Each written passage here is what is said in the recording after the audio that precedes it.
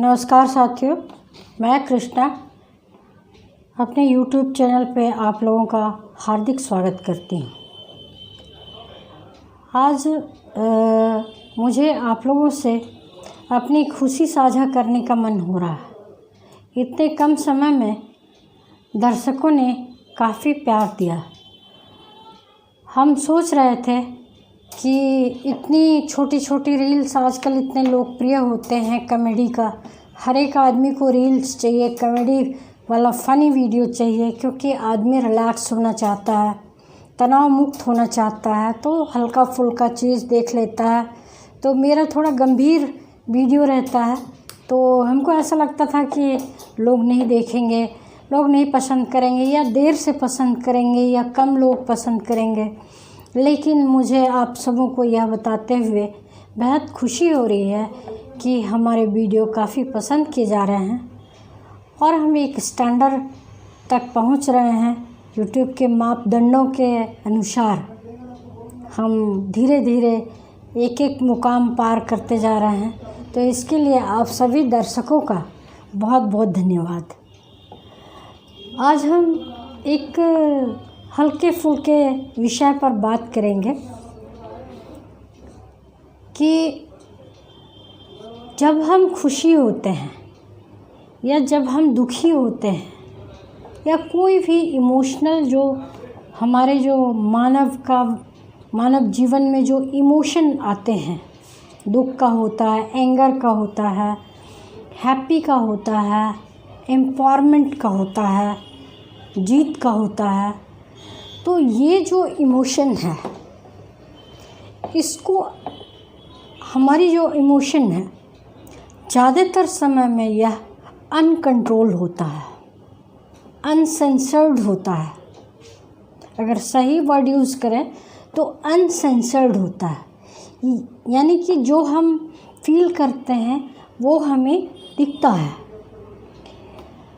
तो ऐसे में क्या होता है कि लोग बहुत जल्दी हमारे खुशी का अंदाज़ा लगा लेते हैं, दुख का अंदाज़ा लगा लेते हैं और हार का अंदाज़ा लगा लेते हैं, जीत का अंदाज़ा लगा लेते हैं। मतलब सामने वाले को हमारे मनस्थिति का अंदाज़ा बहुत ही आसानी से लग जाता है। तो यह एक अच्छी बात है, यह एक साधारण बात है।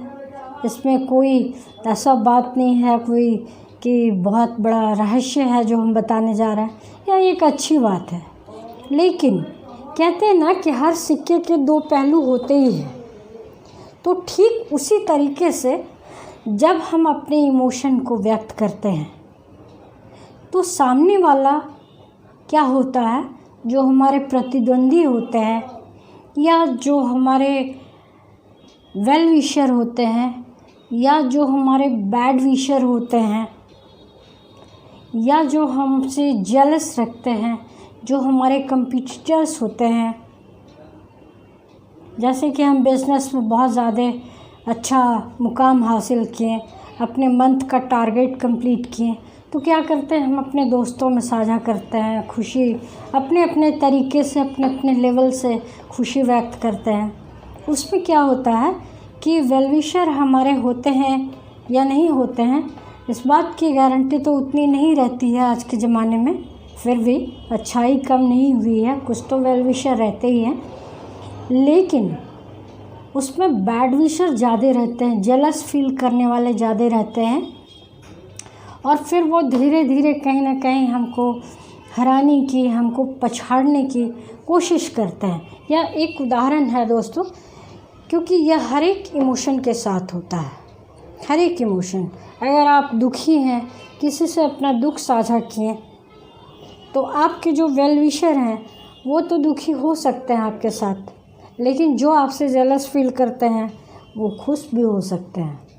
कहने का मतलब है कि जो भी संवेदना, जो भी इमोशन हम व्यक्त करते हैं, उसको आज के समाज में या यूँ कहें मानवीय समाज में दो तरह से लिया जाता है, सकारात्मक और नकारात्मक।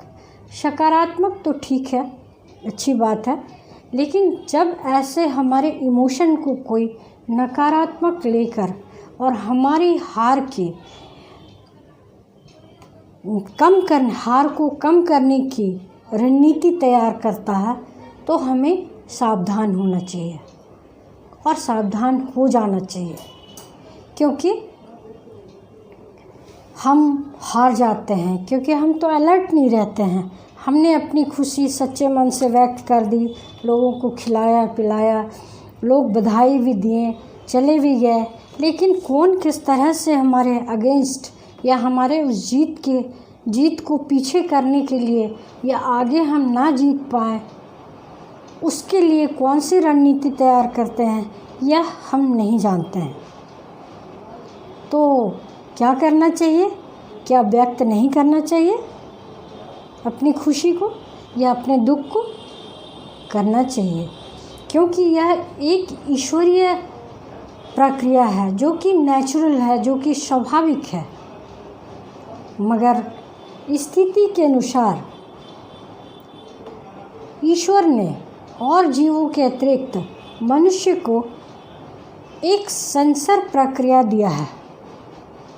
ब्रेन में हमारे एक सेंसर है जो कि ईश्वर के द्वारा प्रदत्त है, और वह जो सेंसर प्रोसेस है वह हमें ये बताता है कि हमें किस चीज़ को कितना बोलना चाहिए, किस चीज़ को कितना बताना चाहिए, कितना छुपाना चाहिए। छुपाने का भी दो पहलू होता है, सकारात्मक और नकारात्मक। कई लोग डर के मारे छुपाते हैं, कई लोगों की पेशा ऐसी होती है जैसे जासूस, डॉक्टर्स, इनकी पेशा ऐसी होती है जिसमें कि गोपनीयता बरतना एक अनिवार्य तथ्य होता है। तो अब हम ऐसे दुविधाजनक दोराहे पर आकर कि कैसे व्यक्त करें कैसे ना व्यक्त करें, तो हम बहुत कंफ्यूज हो जाते हैं। और आजकल मोटिवेशनल वीडियो का तो भरमार है यूट्यूब चैनल पे। अच्छी बात है, लोग अपने अपने तरीके से अपनी बात को रखते हैं, लोग उनसे प्रभावित भी होते हैं, अपने जीवन को सुखद और सहज बनाते हैं। यहाँ आज हम ये व्यक्त कर रहे हैं, बताने जा रहे हैं आप लोगों को कि ये जो हमारे इमोशन है, जो हम एकदम नेचुरल तरीके से, एकदम स्वाभाविक तरीके से जस की तस व्यक्त कर देते हैं, वह कई बार हमारे लिए मुश्किल खड़ा कर देता है। तो ऐसे में भगवान का दिया हुआ ब्रेन में, मस्तिष्क में जो सेंसर लगा हुआ है, यही सेंसर हमें अन्य जीवों से अलग करता है। इसी के लिए यह सिद्धांत हर एक धर्म में बनाया गया है, सो अहम। ईश्वर ने अपने ही रूप में मनुष्य को जना है। यही एक सेंसर है जो हमें और जीवों से अलग करता है, और यही वजह है कि यह 5 फीट का व्यक्ति शेर को भी पिंजड़े में कैद कर लेता है, हाथी को भी बस कर लेता है, और तो और धरती से चंद्रमा पर भी पहुंच जाता है। ये जो इंटेलिजेंसी है, ये जो सेंसरशिप है, उसी की वजह से हम पूरी सृष्टि में सर्वश्रेष्ठ माने जाते हैं मनुष्य। तो फिर विषय पे आते हैं। थोड़ी सी भावुक मैं भी हो गई थी आप लोगों से बात करते करते। तो विषय पे आते हैं कि तब हम क्या करें? क्या हम अपनी भावनाओं को व्यक्त ना करें? क्या अपनी खुशी को साझा ना करें? क्या हम अपने दुख को अपने लोगों से नहीं बताएं? ज़रूर बताएं, लेकिन इसके लिए अपने दिमाग का सेंसर प्रोसेस का इस्तेमाल ज़रूर करें और अपने इमोशन को कंट्रोल करें।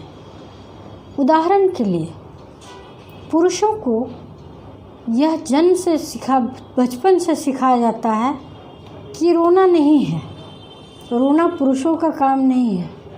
तो आप देखेंगे कि पुरुष को भी रोना आता है। जब कोई बाप अपना बेटी को विदाई कर रहा होता है तो माएँ और महिलाएं ज़ोर ज़ोर से रो रही होती हैं। उनका रोना कैमरे में दिखता है। आजकल तो रोना भी कैमरे में दिखाया जाता है, लेकिन वहीं बाप छुप के किसी कोने में रोता है और इससे वो एम्पावर्ड समझा जाता है। बाप के एक आंसू भी देख ले कोई तो यह हमारे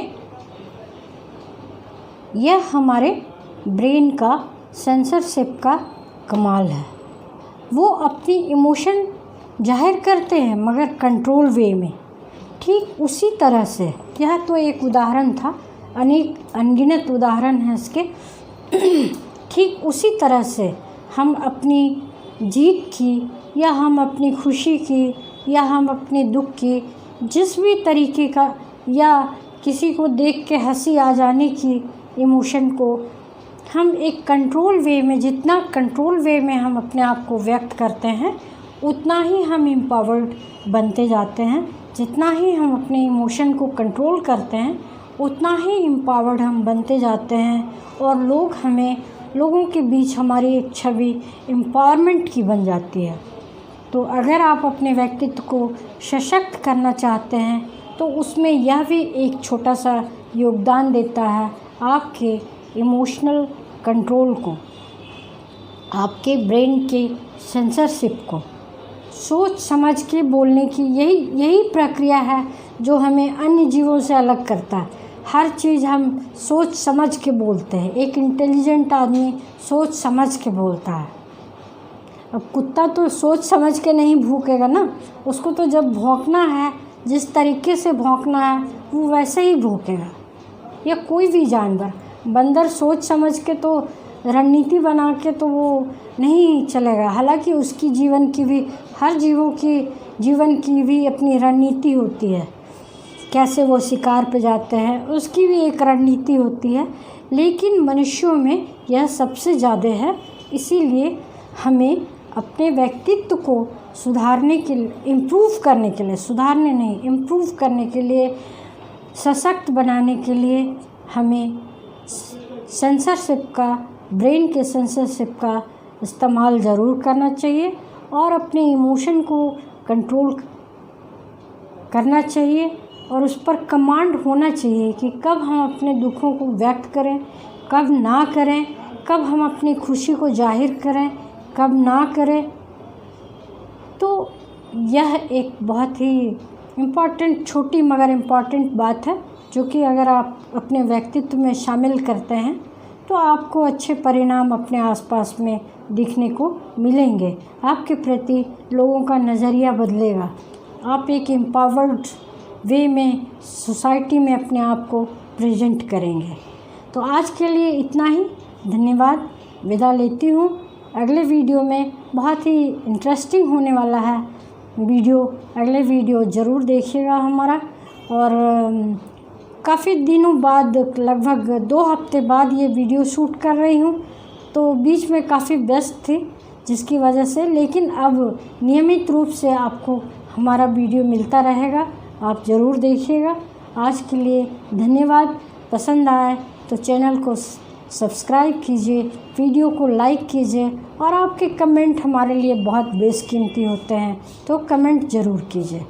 थैंक यू।